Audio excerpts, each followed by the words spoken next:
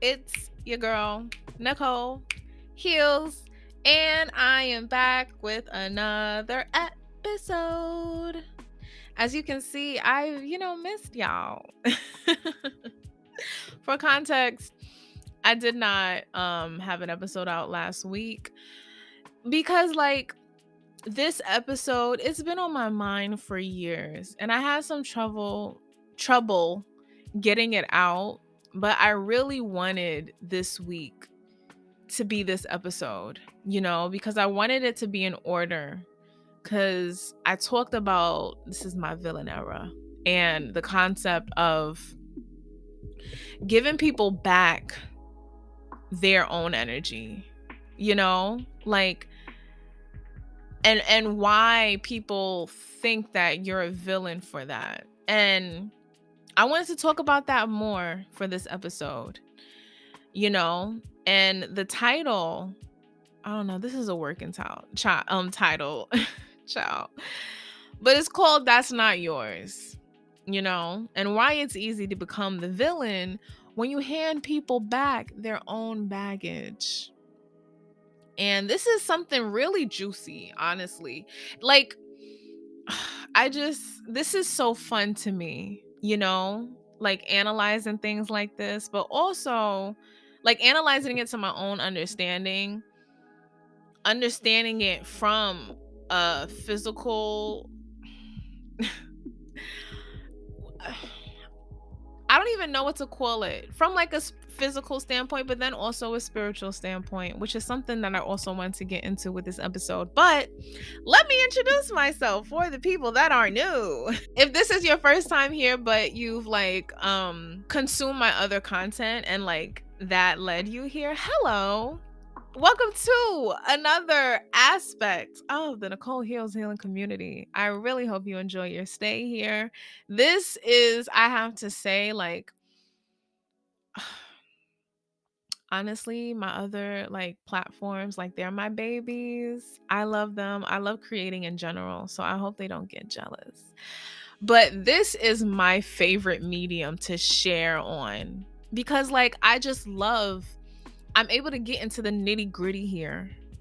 I'm able to just go for an hour without feeling guilty about time and length, because y'all gonna listen to it because it's juicy and I'm able to actually get into the juice. I love that. So yeah, if you're new here but not new to me, hello. I hope you enjoy your stay here. I really think that you will.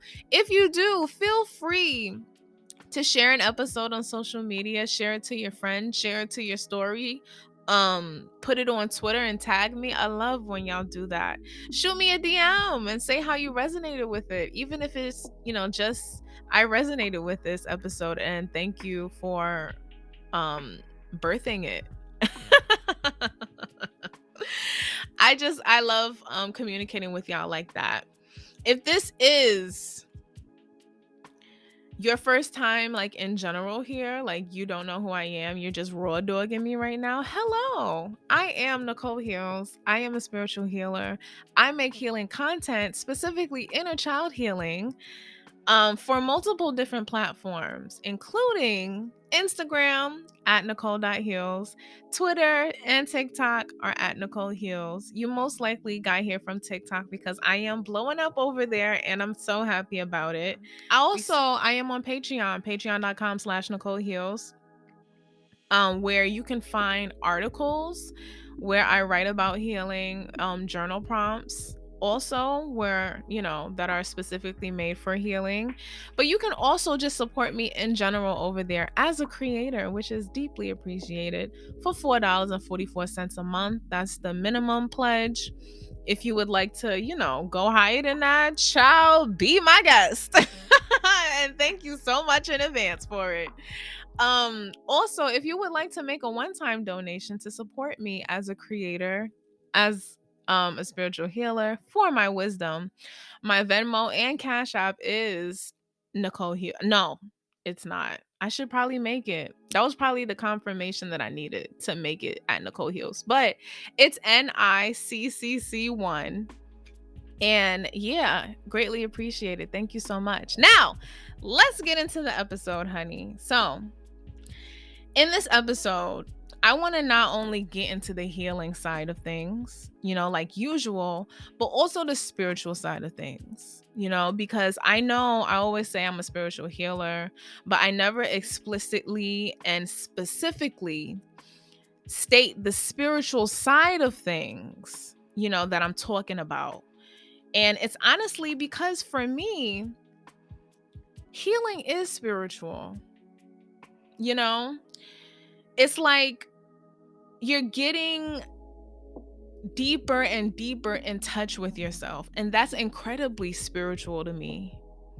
To explore your own inner depths, to just come back home to yourself so many times and become more and more aware of who you are.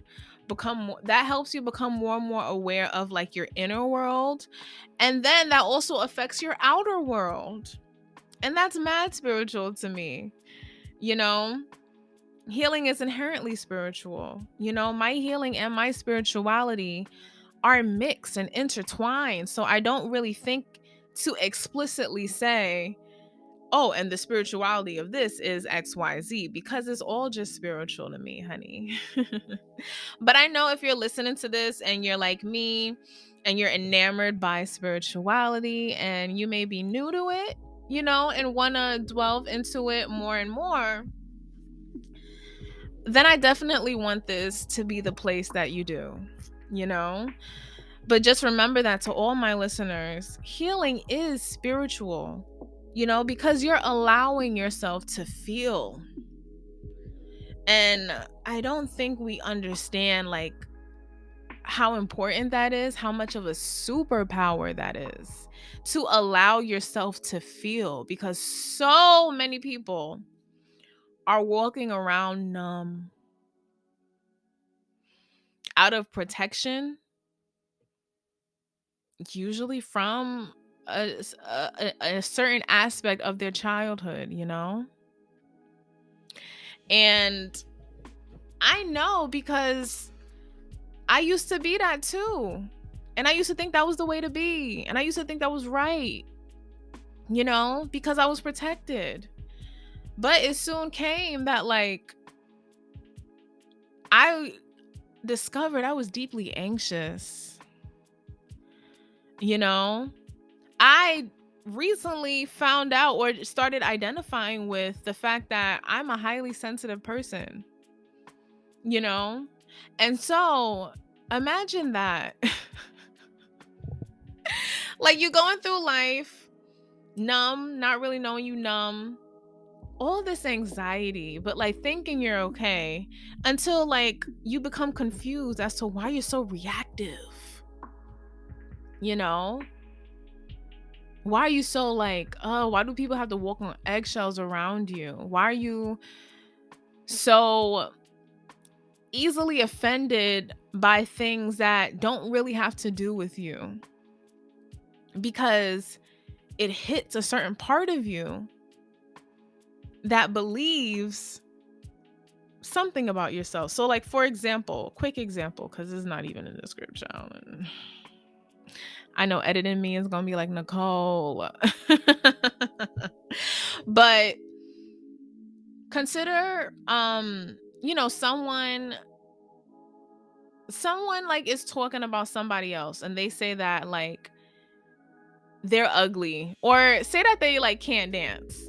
This was a big thing for me because I was just so like the aspect of dancing and expressing, because I was so tightly wound, so anxious in my body, and I felt so awkward in my body. I did not really feel truly human. And that, displayed in the way that I danced. But also, when you're like made to feel shame for the way that you express in general, the way, like the many ways that you express is gonna come out awkward because like you're already like holding back. And then I was also made fun of for it, And it got so bad that I didn't even feel comfortable dancing alone in my room. Like I do now on a daily, honey, like every second. My parents hear the music and they're like, oh God, and hear the stomping. But because like if someone was to shame another person for dancing, I would feel that and I would like get so mad about it because I would feel like I'm judged. But like that judgment is not even for me, things like that. So if you just identify with that, maybe you got a little bit of research to do about being a highly sensitive person and what that exactly means, because it's not just those words, like they're an actual like topic. They're not just like words by themselves. It's an actual state of being. Our nervous systems are different. They're just more sensitive and more perceptive to energy and all of that. This is why feeling is important. This is why, because like you're able to detect that there's just something not right. You're able to bring yourself from numbness, from gray blob, seeing, to color, a colorful world. And you're able to see the color in yourself that you were shamed for. And you're able to express that color. I love it. I love feeling now. Before it was scary. Sometimes it still is, but whatever, child. Anyway, you allow yourself to feel. That's why healing is spiritual. And you kind of go back in time to these wounds that are a time machine, and you go in the past and you dress up the wounds in order for them to finally heal. And you can only do that by feeling. It's in the feeling.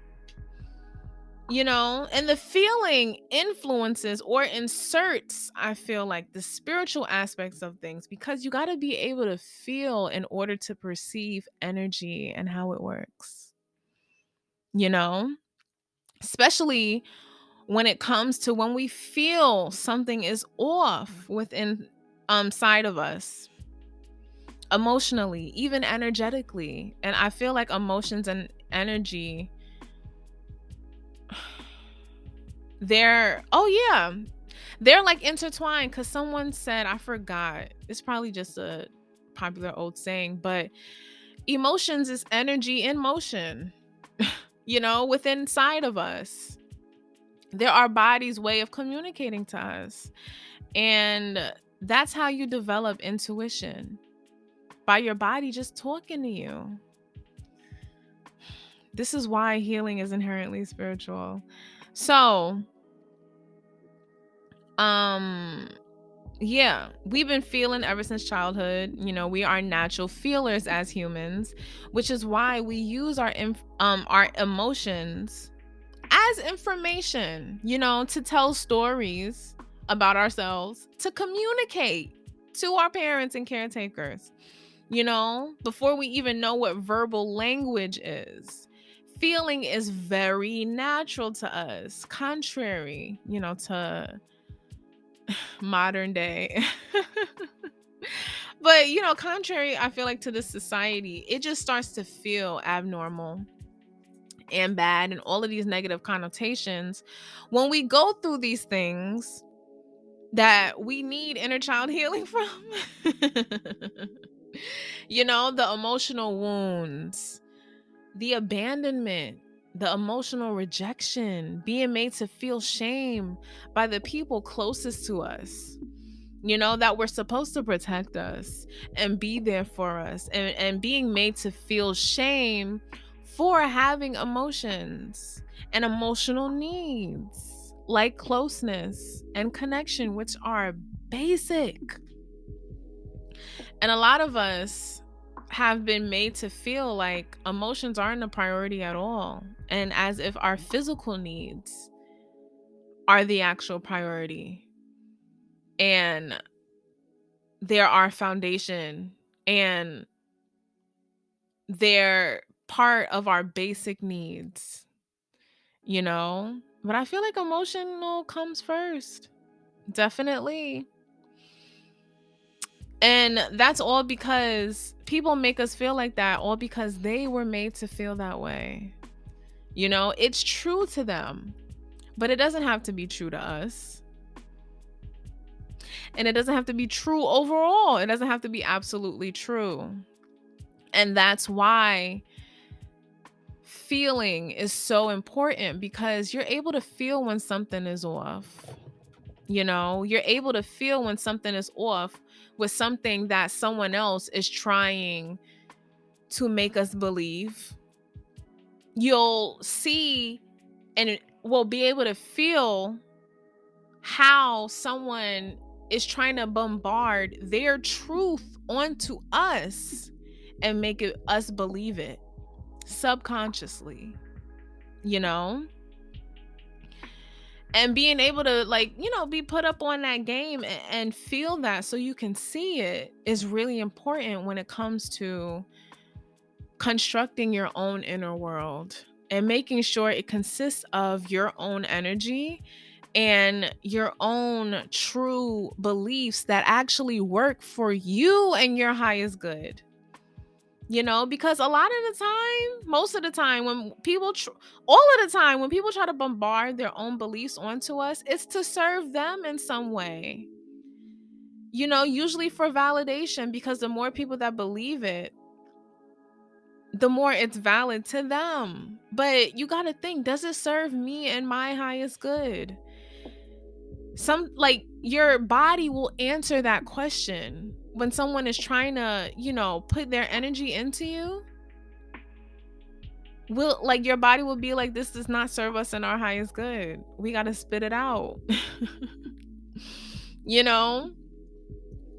And so it's in this underlying energetic communication that we start to interpret things in general, but also interpret emotions as bad. And because to us in our child brains, they are the things that get us in trouble. They are the things that get us in deeper trouble. You know, stop crying. I'll give you something to cry about. Fix your face. Not being able to display our anger, getting beat even more, and isolated from and rejected even more if we show anger to things that we're allowed to be angry about.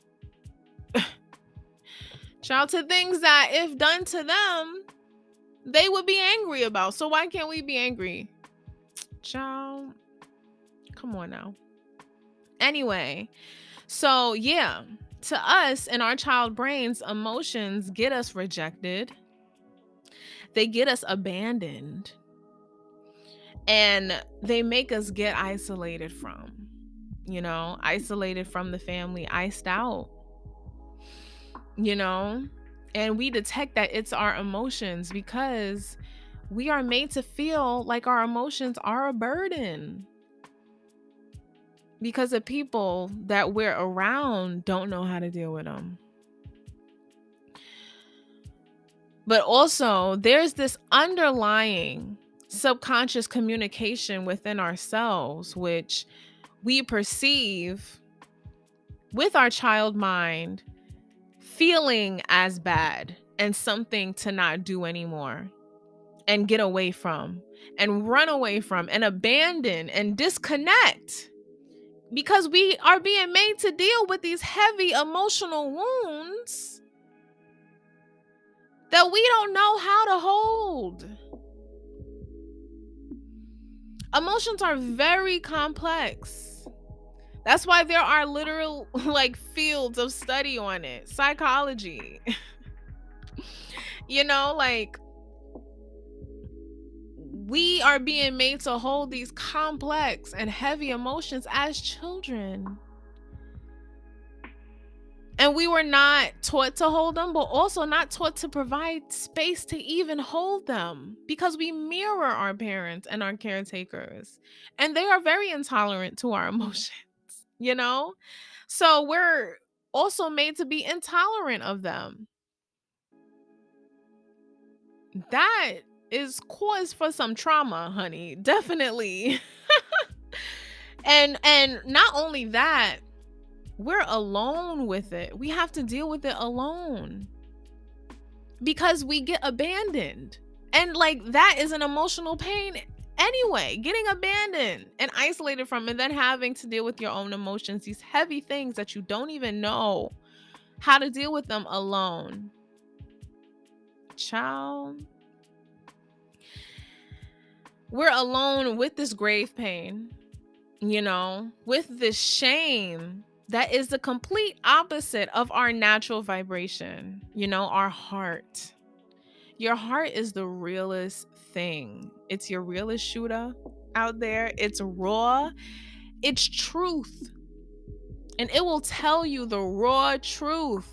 And a lot of people think that, oh, the heart, like, it's this like frivolous thing. It's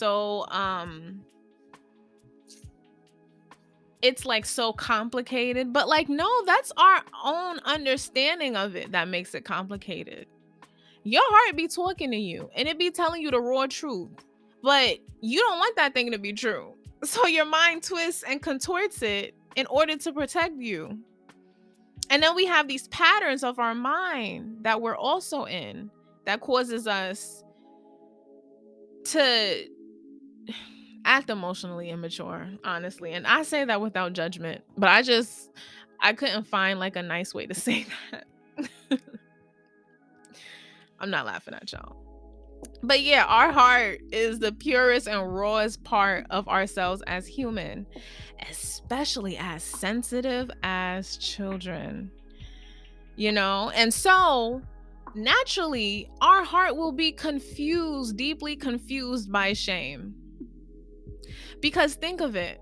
Number one, we got to get something down pat.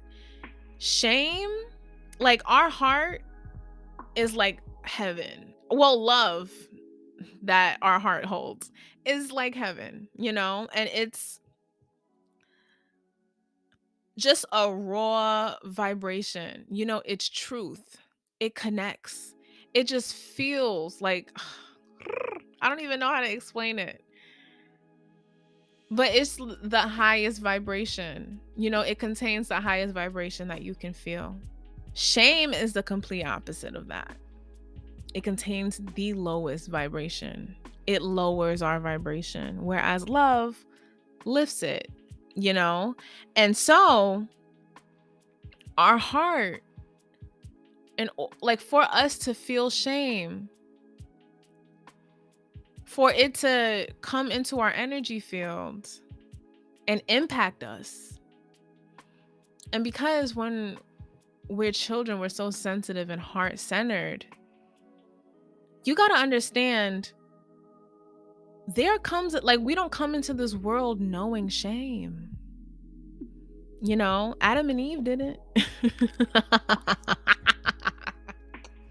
Child, this ain't even that type of podcast, but like, that's a good analogy. That story. We are made to feel shame by another person. There's a first time we feel it, And so that's why feeling shame for us, shame is at like the heart, quote unquote, of every wound. It's at the base of every wound that we've ever felt.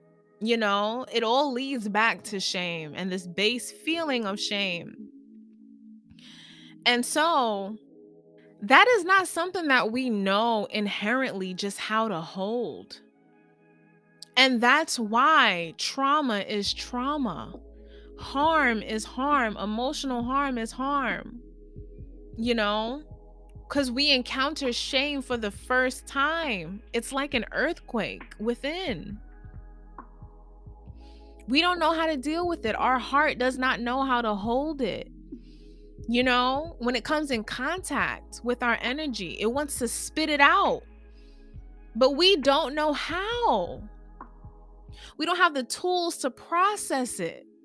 And it just sits on top, like oil and water, like a virus.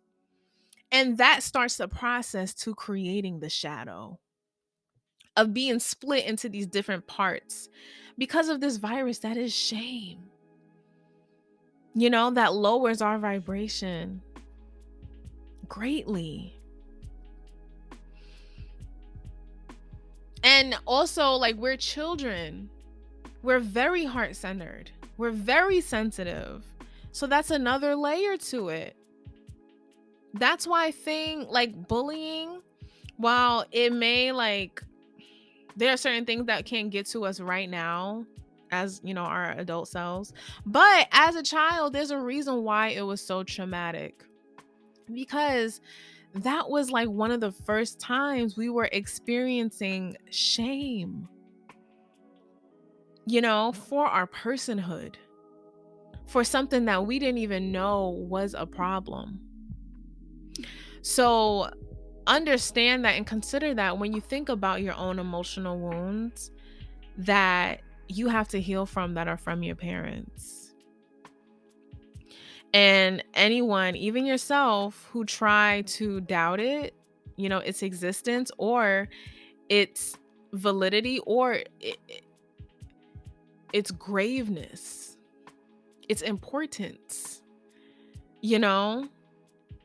it was heavy. Very, very heavy. That's why you're here now. And shout out to you for being here, because you're trying to figure out how to hold it, This is you trying to figure that out, how to hold it. This is all of us. I feel like we all go through life. Like, life's journey is figuring out how to hold shame in a way, behind the scenes. Yeah. So this is how the shadow is created, our shadow selves, where it's this process of disconnecting ourselves from not only our own emotions, but also from like these base parts of ourselves, disconnecting our true raw selves from it, disconnecting from it, and then putting it in the background, so that you only present this image to people that they approve of. And so, as you can see, we are always carrying, when we like compartmentalize ourselves, when we have a shadow, we're always carrying someone else's shame that they put onto us. And this is why energy work and understanding energy and subtle energy is so important to me, because we don't deserve to be walking around with other people's energy, other people's shame, and other people's emotional baggage, which I'll get into in a little bit. High key, this episode is gonna have to be a two-parter because it gets juicier, honey. And so this is the process of disconnecting ourselves from our own emotions because of someone else's disconnection from their emotions and inability to provide emotional safety to you as a child. And to go further, this is how we are handed down and passed down our parents' emotional baggage, and their parents and their parents, and so on and so forth. These bags that are usually never sifted through, they don't even know like what's in it themselves because of fear, are just handed down as an inheritance, with an insistence that we carry it, that we hold it, and that we take it on. Because to be honest, and I'm happy to get into it and help y'all understand because it's so juicy, this inheriting of emotional baggage to them is emotional closeness. Let me say that one more time. This inheriting of emotional baggage to them is emotional closeness. And I'll tell you exactly why. We'll get into it actually right now. Absolutely. Energetically, this is intimacy to them. Because this is an energetic way for them to not be emotionally alone.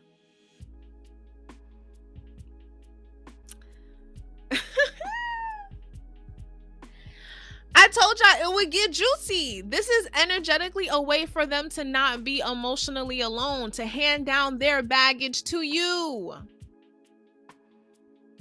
Yeah. To deal with the abandonment that they faced, the rejection and all of that. Because they faced it.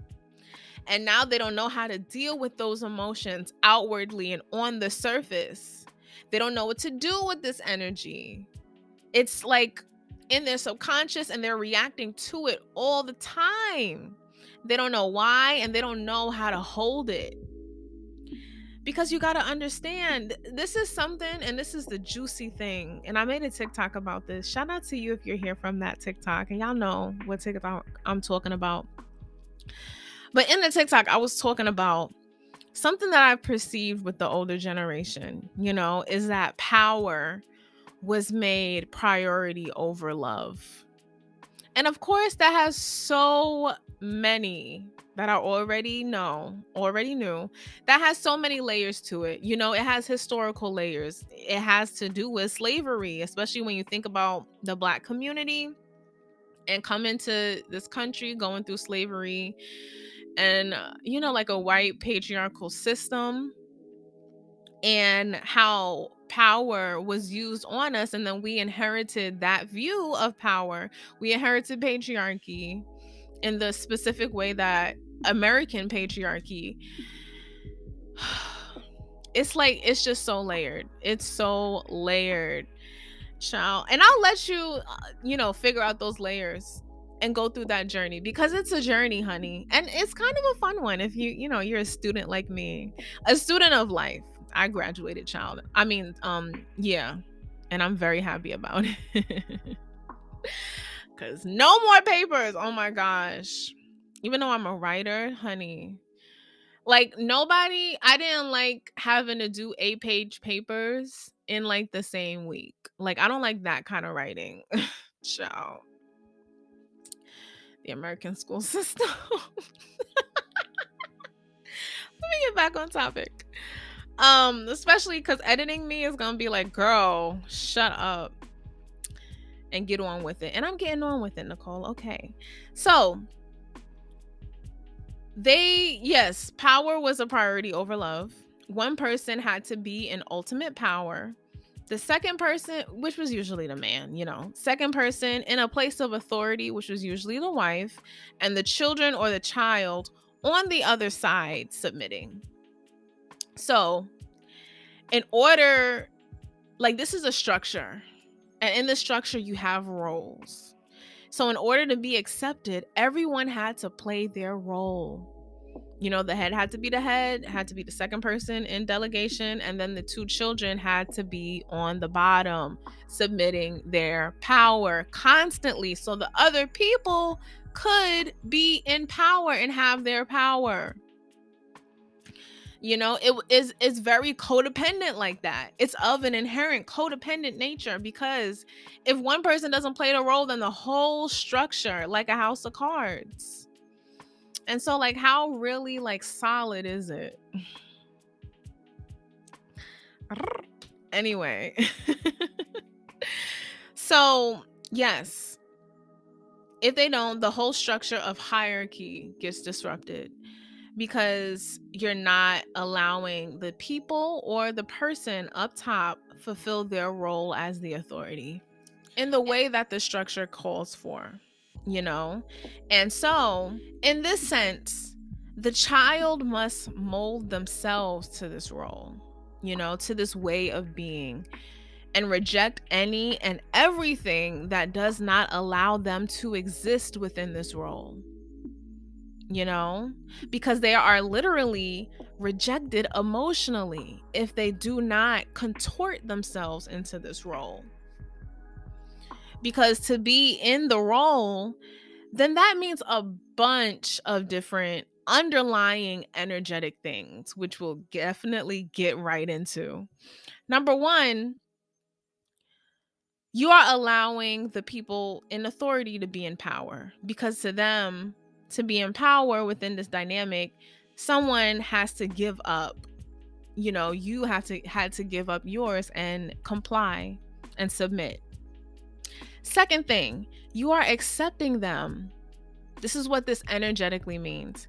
You are accepting and validating them as an authority, a role they may have been waiting their whole lives to be part of because of their need as a child to give up their power to be in their role and not to be accepted and not rejected, you know?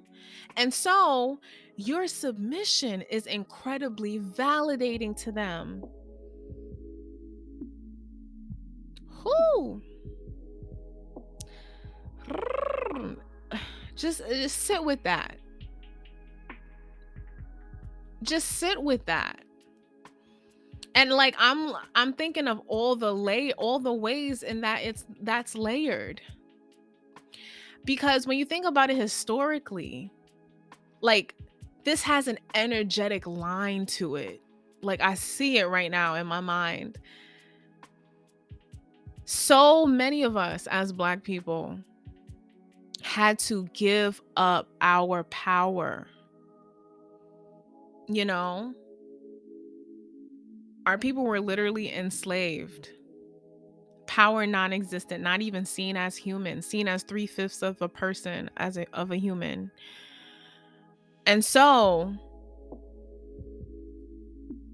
this is why this aspect of power is so prevalent in our families.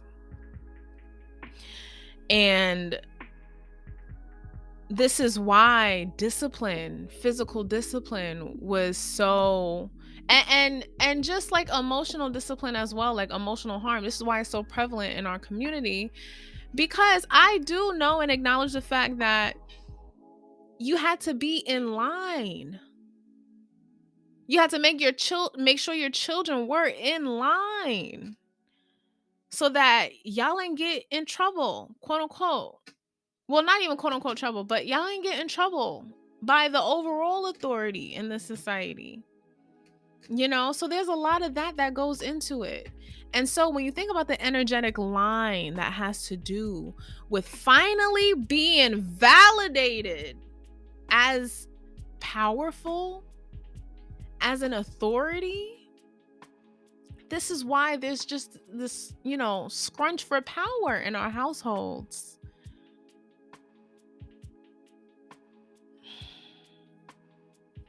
Whoo, sheesh. I feel like my ancestors are just showing me that whole picture right now. And you know what? I'll journal about it later, but let's get on with this episode. So all of that is energetically happening, but also 3, you are accepting them and their extension of intimacy when you take on this role. Because they say energetically, if you comply, then you get to be part of this group, of this family, and close to me and accepted by me and everyone else. And for you to want that, acceptance over closeness and connection to yourself, then that must mean something.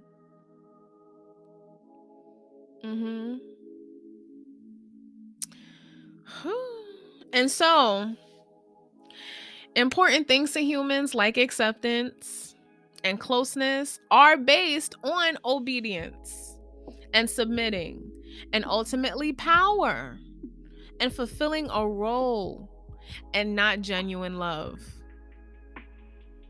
It has no emotional basis. And so this structure, in order for people's emotional needs to get met in some way, this is where all of the underlying and like energetic communication comes into play. Because nothing is on the surface. In this structure, nothing can be on the surface. And in part 2, I'll get into why. But that subtext, that underlying context that we as children are not privy to because it ain't real, but we feel it. because it's energy. And we are emotional beings, and so we are energetic beings. We felt that something was off. Whether we complied to the role or not, we still felt it. And we're feeling it now. We're feeling that disconnection from ourselves, and we're not knowing exactly what it is. We're feeling something is missing. A puzzle piece is missing. And it's something that nobody else can give us. It's something that a role cannot give us. And we see now that it's something that someone else's acceptance cannot give us. Because someone else's acceptance cannot fulfill the energetic space in our core that but that's missing, which is our acceptance of ourselves. We got to get all of those things that we put in our shadow in the background. And we have to bring it to the forefront through our fear and shame. And we have to learn how to let our hearts transmute that shame into forgiveness, which consists of compassion and love for ourselves, so that it can come to the front again. And then we can fill that hole in our core, because we can't fill it. And that's the thing. We're trying to fill it with all of these other things that we get addicted to. You know, some of us, honestly, like me, honey, I love a good meal. Some of us try to fill it with food. Others of us try to fill it with sex, you know? Others of us try to fill it with people. And what is it? What do they call it? Relationship something. Or serial relationships. Or just other people's validation, having a lack of boundaries, but trying to get everyone else's validation, you know? And this is so layered. But this is why this work is important, because our emotional boundaries and our energetic boundaries have been weakened by this. And we keep them weakened in order to try to fill up that core. And filling it up with our own energy and not reinventing the wheel, you know, like, it's so simple, but it's so complex at the same time. But we already are equipped with the things that we need. We just don't believe it yet. And we just don't know how. But we have it. It's in the back of us. It's in our shadow. You know? Whew. Ciao. And so, this subtext that is just energy, it's not of the heart. That's why the heart doesn't recognize it. But your body does. Your body recognizes it. And it tries to put you up on game. That's why you were confused. And it felt weird. That's why perceiving, but then trying to figure out, like, what's the deal with these underlying subtexts and this lost context to things in this society. That's why it's so confusing. And it can be difficult, especially when you tie in neurodivergence to it. You know? A lot of people that helped me to understand that this was even a thing were autistic people, you know, people on the spectrum on TikTok, talking about this subtext to, like, just like this underlying subtext in just natural conversation with people and the way that they respond to you. If you simply say, no, you don't want anything, and then they get offended, or they ask you like something objective, like, oh, do you want some, say like some olives, like, oh, you want some olives with that, or you want some olives, and you're like, oh no, I don't really like olives. And then they're just like, they look at you like they get offended for some reason. It's weird. And if you ever want to, find out more about that from just like a a physical of this world perspective, I would definitely get on TikTok if you're not already. It has a lot of good information, juicy information that will really make you think. And just type in like probably the tag like subtext or something, and it should come up. But yeah, the heart doesn't recognize it. It's twisted and contorted, and that's why we don't outwardly recognize it, because it ain't real. It's twisted and broken down into something other than its original raw truth, you know? But also, that's why we have to be broken down and taken from our original raw truth and our original raw true selves. And we have to be broken down emotionally in order to fulfill that role that they need.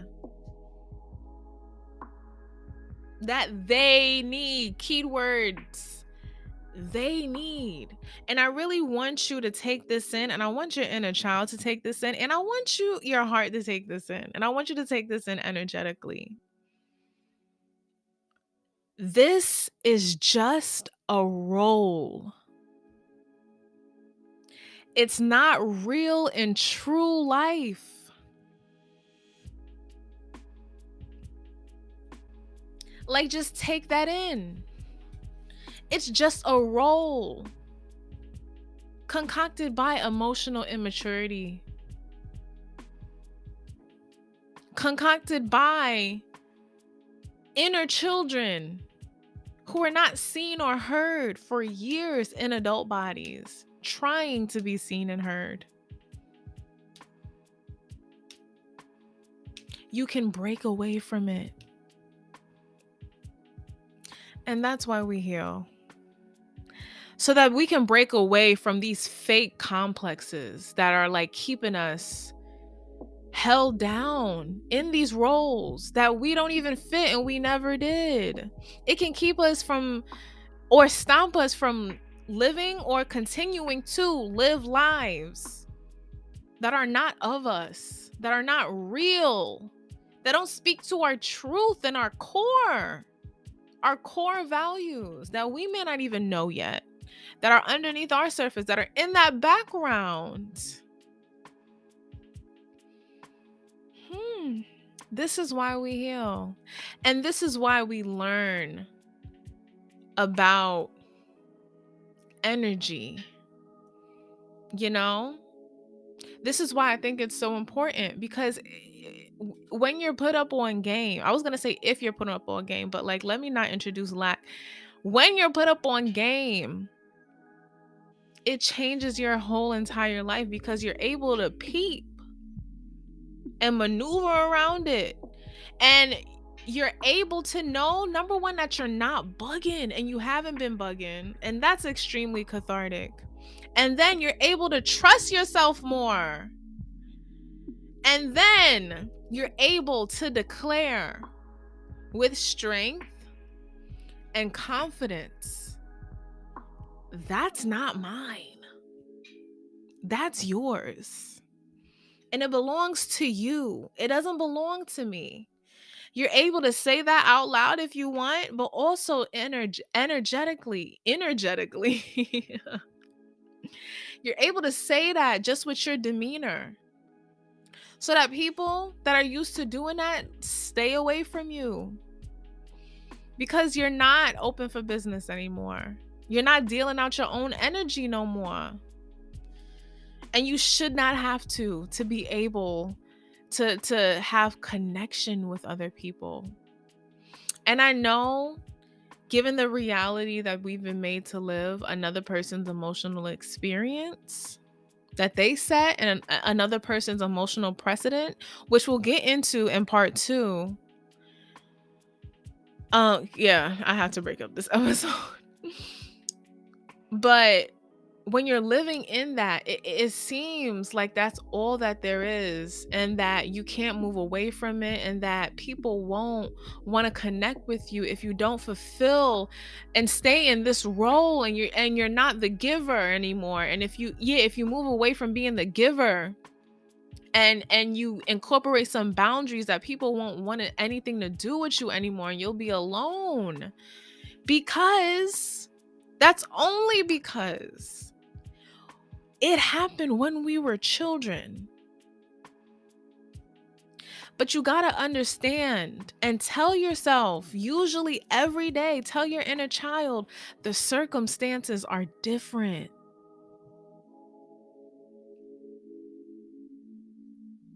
We are grown up now. People treat us different now. The circumstances are different. We're different. We can stand up for ourselves now. We can pick and choose who we spend time with now. It can be different now. And that's also what healing is, convincing yourself of that it can be different. And each and every stage of healing, you'll come back to this statement that it can be different. I do all the time. Whoo, child. And so that it's just so much. But that's why we got to be broken down emotionally in order to fulfill a role that they need. And in order to meet them where they are, and they need you to be energetically, because it's the shame that we feel that takes us down there too. From the rejection, from the abandonment, from not being accepted. And I just want you to realize, isn't all of this crazy? This is crazy to think about, that all of this is going on underneath the surface, and in some family structures, nobody knows it. It usually takes the sensitive person, even if they don't come to this understanding, just an understanding, of some sort. But all of this is going on unconsciously, behind the surface, behind the scenes. On the surface, they are saying, I'm not accepting this behavior. Don't know why, but they're just saying, I'm not accepting this behavior. But we take it because of, what it means. I am not being accepted. And I don't want to fulfill this role because it's making me, it just doesn't feel good. But to them, it's, I'm not accepting that behavior. You're going to do as I say. And then all this shame is going around. And they don't realize that we're being broken down by the shame in order to meet them there at that role so that we comply. Whew. And that's the frustrating thing about it all. Because, they don't know. They don't understand how that works. And they may never validate that for us. But I guess that also comes with having that idea that they cannot save us. And we don't need someone else to save us. But fuck if it would help a lot. To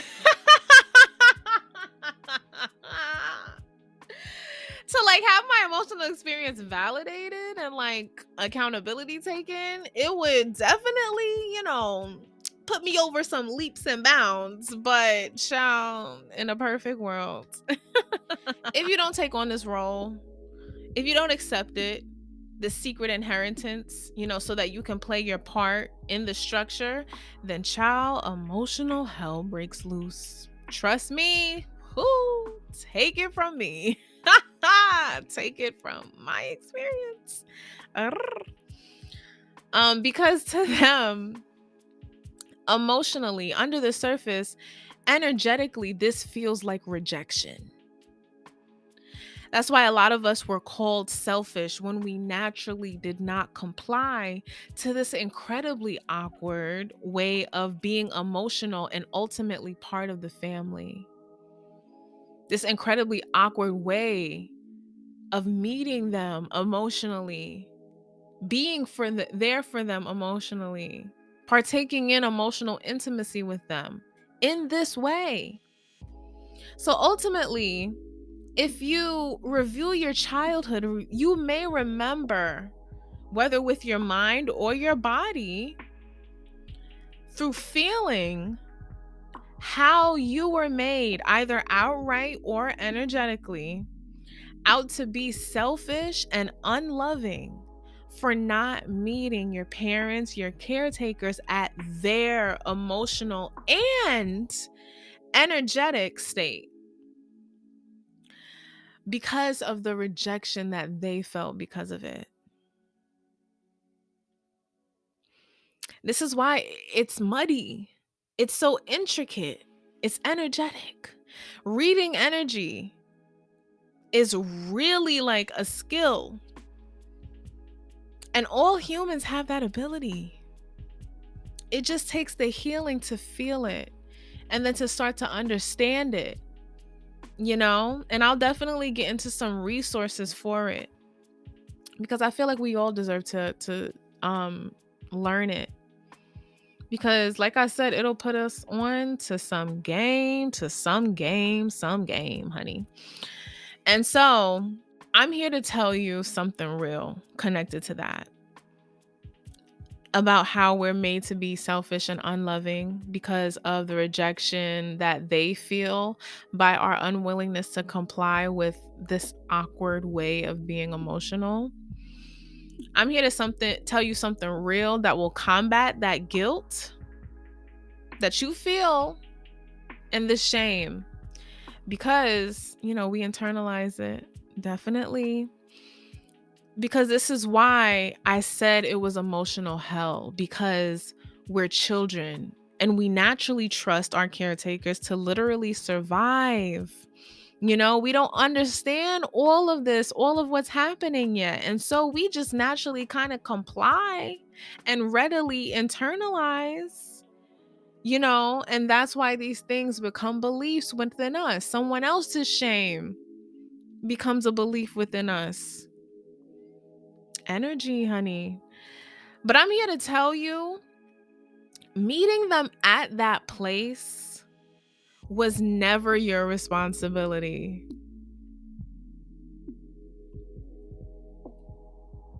Take that in. Meeting them at that place was never your responsibility as a child. As a child. Remember, you are a child. You are a literal little being on this earth at one point for not even a year, for months, for days, for seconds. You were at one point inches long. At one point, you couldn't even talk. At one point, you only cried. At one point, you shit yourself and had to have somebody else clean it up. You were a child on this earth, single digits into double digits. Like, think about that.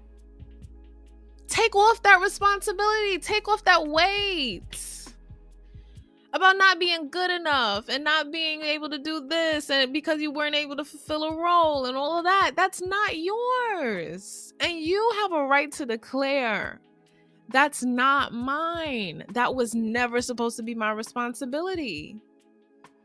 I should not have had to fulfill a role in order to be accepted into the family. To have my natural self accepted. Why also should I have felt shame for your inability to accept someone as they are? Why should your emotional immaturity be my shame? And I think that is what hurts so much about healing. Realizing how much other people's wounds were made our responsibility. And now it's our responsibility to heal it. And heal like our reaction to it, you know, like. But I want you to hold that. You know, take a breath, look around, do what you need to do, but just hold it within you. Let it sit on your heart so that it can experience something real again, that it understands. Because it was never your responsibility as a child. It was never your responsibility, and they had no right to make you feel like it was. Like, if you didn't take on these heavy emotional burdens, especially while being made to feel like you yourself were a burden by having emotions, you know, that you didn't love them or were being wrong and spiteful and mean and selfish.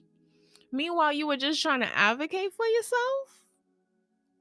But also, you were just trying to find your footing in all of this literal, emotional, and energetic chaos that was going on that you didn't even know, that you even recognize. You know? That's heavy. Because not only did you have to deal with your shame, but also the shame and baggage of someone else who gave you that shame in the first place. So I promise it wasn't your fault for not taking a grown person's weight of emotional energy that they couldn't even hold. And that's why it's okay to energetically say that that's not mine.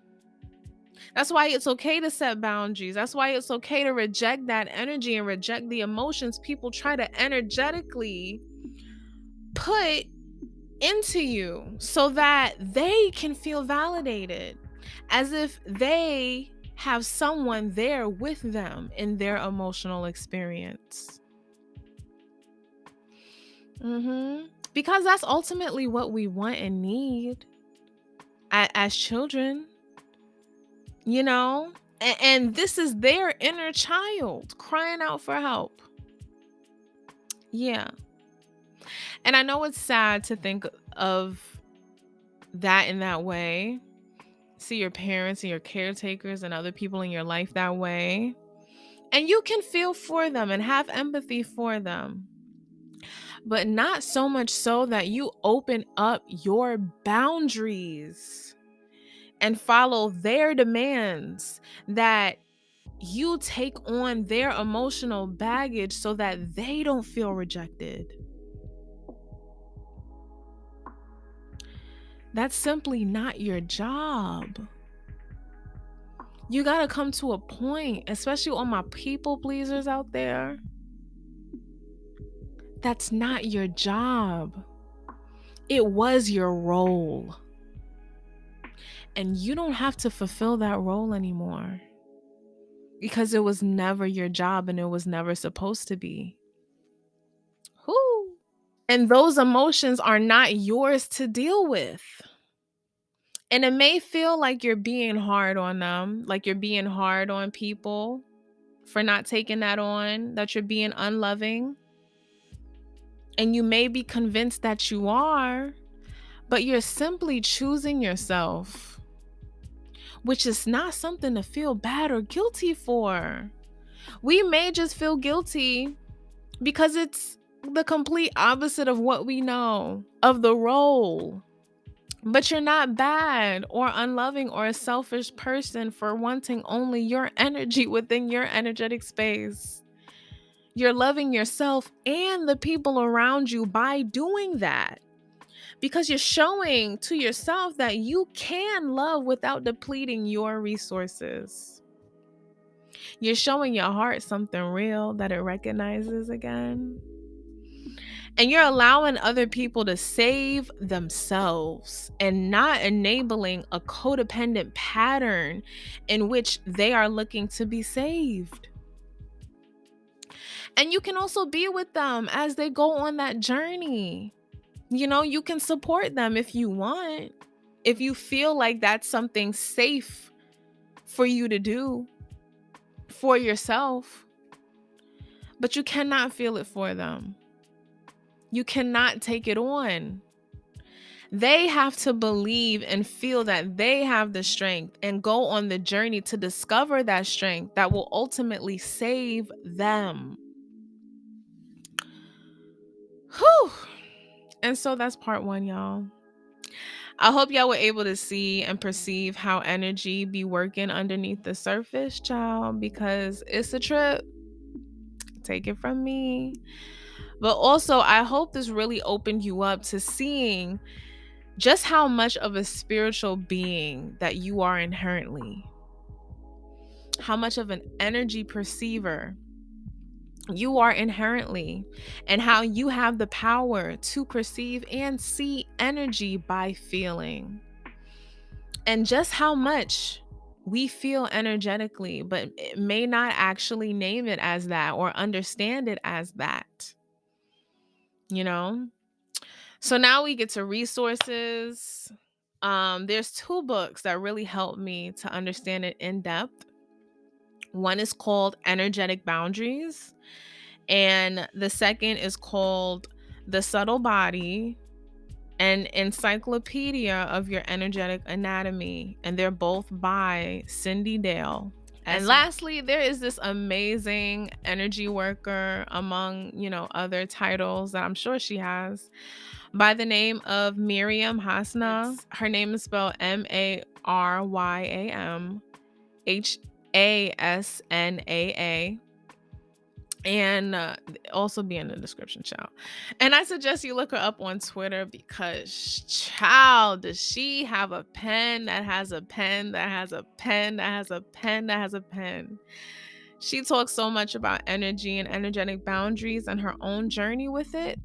And it's really insightful and helpful. And it's helped me, and it's introduced me to this world of just perceiving energy, understanding what I've already been perceiving, literally that pretty much. So she also has some videos on YouTube and like some virtual lessons that she's done that you can check out, if you're drawn to this whole phenomenon of energy work like I am.